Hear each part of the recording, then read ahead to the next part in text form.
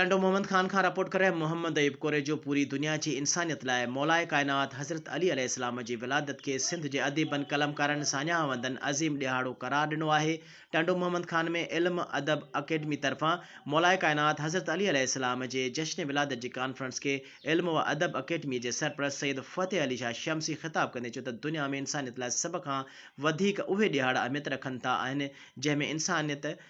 जे भलाई लाइ अज़मत बणियल अज़ीम हस्तियुनि जा ॾिहाड़ा ख़ुशियुनि सां मल्हाया वञनि था। मौलाए कायनात हज़रत इमाम अली अलैहिस्सलाम जो दुनिया में वजूद बि इंसानियत लाइ अहिड़ो अमन जो पैगाम आहे जंहिंखे कायनात जे ख़ालिक़ पाण पंहिंजे शेर ख़ुदा जो लक़ब सां नवाज़ियो आहे। असां संदसि अहिड़ा त ग़ुलाम आहियूं जेके हमेशह ग़ुलामीअ खे एज़ाज़ सम्झूं था। जश्न विलादत जी कॉन्फ्रेंस खे सिंध जे नाले वारे अदीब मोहम्मद जुमन जानिब सुमरो सदारती ख़िताब कंदे चयो त मौलाए कायनात हज़रत इमाम अली अलैहिस्सलाम जे महान अज़ीम शख़्सियत दुनिया लाइ अहिड़ी रहमत आहे जंहिंखे न सिर्फ़ु